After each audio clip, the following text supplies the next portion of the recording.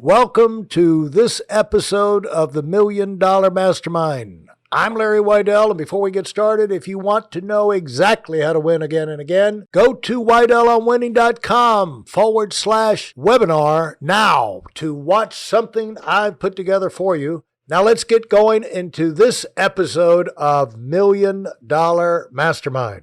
All right, I am with Frank Dillon, and Frank mentioned something that I want to dig into a little deeper. Last time we talked, he was sharing some of the major insights he had learned as he built his career and grew in promotion level, title level, income while he was going to school, and principles he used when he became got his own business started. And one of the things that he went through very quickly that I wanted to, because nobody's better at talking about this than Frank, and that is keeping up with the numbers and not just assuming your people are working or doing the right things, but making sure, basically keeping them on a leash, because when they're trainees, they can get into all kind of problems they don't know they're getting into. They can lose time.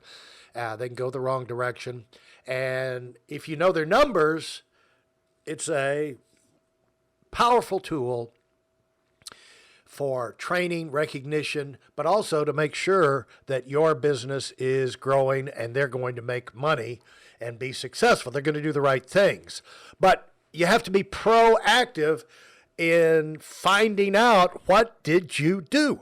And if you're not doing the right things, that tells you what you need to talk about when you talk. So talk about charting the numbers, keeping up with the numbers, and how did you naturally do that? Did you learn to do that? Did you grow into that? And how has it been a central part of your success? Larry, thank you for having me on your podcast. And again, I'm repeating myself because one of the things that I learned from you guys is that, number one, you need to keep your people focused on activities, which is basically, just don't be still prospecting and going all over and get them to become distributed. You're going to have enough activity for you to make $5,000, $6,000, $7,000 a month. And that's for the distributor, the division leader. But at the same time, you develop a system of being dynamic, a system that is active, and everybody get to be busy. I think the worst thing that can happen right now for people is that they use the texting machine, the Zoom, and keep motivating people. But that doesn't help, Larry, only to motivate people. The idea is to tell people, listen, you need to learn how to create activities. 100 out of 100 offices would have the leader saying those things, but they don't get it to happen. Right. They're like preaching. This is the standard preaching to the people if you got a sales organization. And for those of y'all that are not in sales management, the idea for getting the new recruits to get recruits is to help them get the core of their own business, their key people in place as quickly as possible.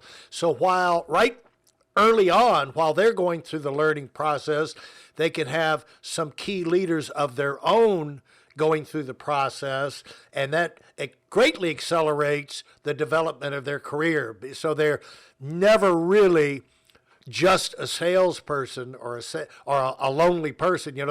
They've always got a little gang. And gangs are stronger than individuals. And even if it's just one good person, if you got the buddy system going, one other good person can, it gives them someone to compete against, drive against. They don't want to miss a meeting because their friend's going to be there, Right. And so it just creates, the peer pressure, all the good dynamics. But everybody knows that, but not everybody gets it done. But you took the time. I remember going up there many years ago and sitting in on a Thursday morning meeting, and you had your full-timers in there, and one by one, You had them talk about where their numbers were, and then you took that and you wrote it up on the board.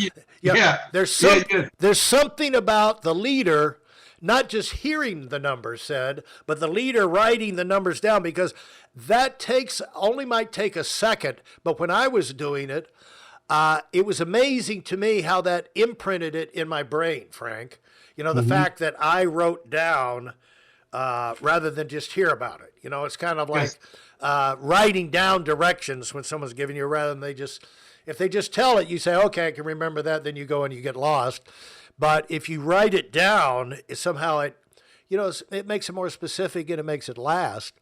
But you did that. Did you do that right from the beginning? How did you learn that? Why did you always keep up with their activity, specifically what they did?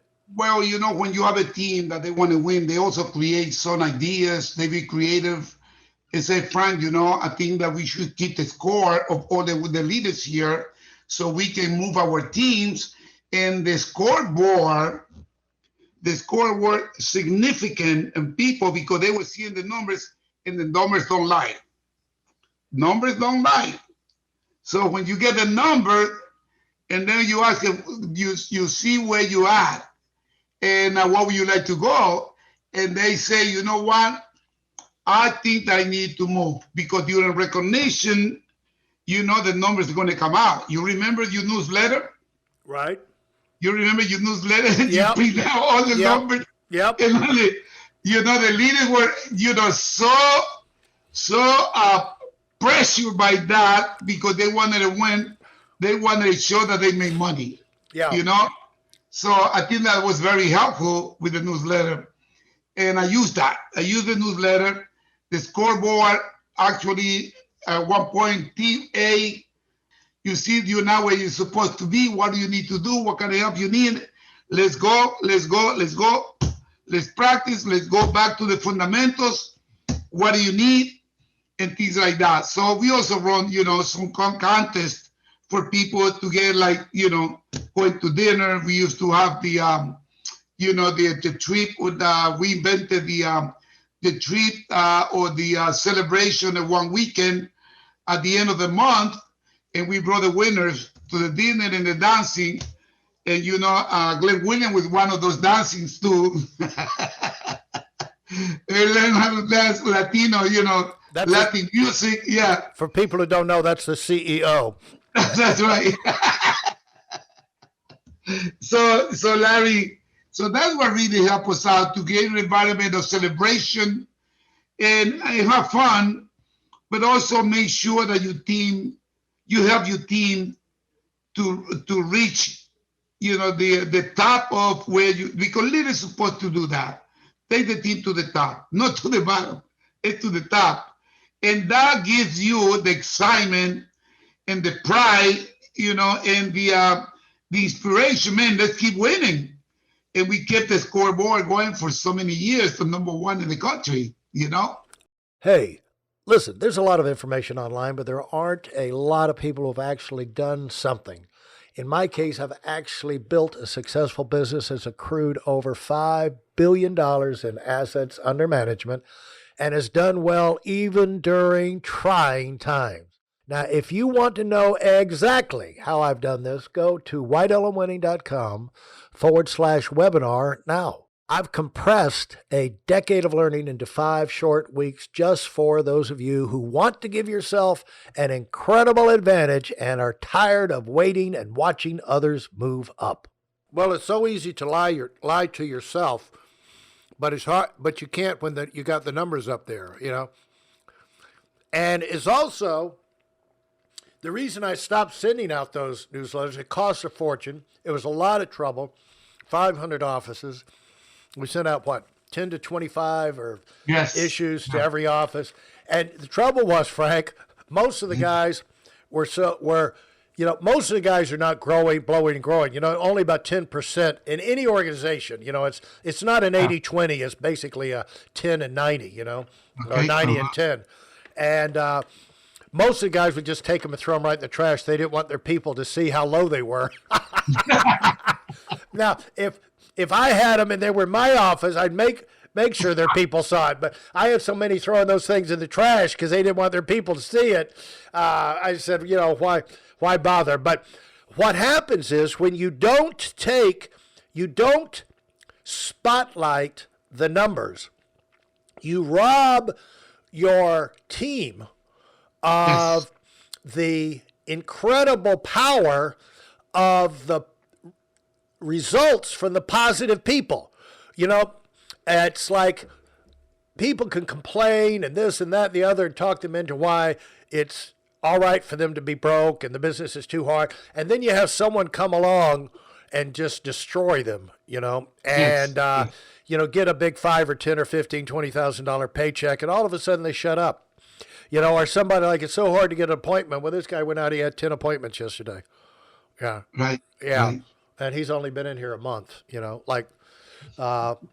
he didn't really, he's from Ohio, we're in New Jersey. He just made friends, he just went out and made a bunch of friends and got an appointment. He didn't have one family get together he could go to and write everybody up. He had to work for it. But, right. You learn and you get good at those things if you do it a lot, Yes. So what it does is take away the excuses. Plus, it allows you as a leader to spend time with the people who earn it. Art Williams said something that I violently disagreed with early on. Then I realized, no, he's right. And that was spend time with people who deserve it rather than just the people who need it. And I said, well, that's terrible, because what about the poor guy? He just needs some help. He needs some encouragement and this, that, and the other. And, you should spend time with all of those guys. And then it dawned on me, wait a minute, I only have 24 hours in the day. Everybody needs help. They all need it, but I don't have that kind of time. So how am I, this amount of time I have to spend with my people, who am I going to spend time with this dud who never does anything, that's always got excuses, when I've got this top producer or this key person who's, a role model and doing great things and like 25% of our production? No, I'm going to spend my time with a star, and if I'm smart, people are equal with opportunity. Yes. But not everybody's equal when they come in the door, and not everybody works equally as hard. And, you've got to be smart enough as a leader to be spending your time with the people who are doing the numbers and doing the right things, because they're basically your leverage, your gear, where you spend time with them and it powers the whole rest of your organization, And there's this concept we talk about occasionally, the 4%, the 80-20 rule, which is a Pareto principle, and then it's like the 20%, the 80-20 of the 20%. What's the 20% of the 20, which is the 4%? That's why I like to focus on. Well, like with your organization, who is the driver that when they do things, it ripples throughout the whole organization? See, you were that guy for our company for a long time, because everybody had their eyes when the leader sheets came out coast to coast. What's Frank Dillon doing? And that's why you really brought us out from the 90s into the 2000s with energy, mainly off of your example. When you did that $100,000 base shop, when everybody said, well, that's an old era, that'll never be done again. And you just blasted that out. That's why I still say they should build a statue to you outside of the home office, because it was just such a pivotal moment in our company's history. And so when you look at your business as you go through changes, is like, where is the sweet spot that you can spend your energy, put your time, like if you run a contest, put it on the things that's going to give you multiple benefits, because you can't run a contest for everything, and you can't recognize and pass out awards for every single thing, but what's the thing that you can recognize that'll drive all the other numbers? And you've been a master of that all along, and so that's why I wanted to get you to talk about measuring the numbers, keeping up with the numbers to drive growth. So, Frank, I'm not going to keep you any longer. Thanks so much. This has been great. You have a final word that you'd like to pass on to people that are learning how to win. They want to be entrepreneurs. They want a business of their own. They want to do something great. What kind of final word do you have for them? Well, the final word that I have is that people have to make the decision. You have to make a decision. This is a decision to love, decision to divorce, decision to win, decision to build a house, decision for everything. And business, people think that because they are in America, they're going to win. Unless you make a decision to do something special for yourself and your family, then you start seeing the challenge and everything happen after that. Challenge yourself, raise your standards, and make sure that after you do that, make sure that you understand that now everything that's going to happen is you can see that's awesome, a special time for you in your life. Thank you, Larry. Absolutely fantastic. Thanks so much, Frank. It's been a lot of fun, man. Hey, man, thank you very much. If you enjoyed what you've heard and are dead serious about finding out for yourself exactly how this works in the real world, I've taken the most valuable business lessons I've learned over 40 years and put them into something for you to watch. Go to whiteelemwinning.com/webinar now in order to move up as fast as possible. I'm Larry Weidel, and I run the $1 Million Mastermind. Go, go, go.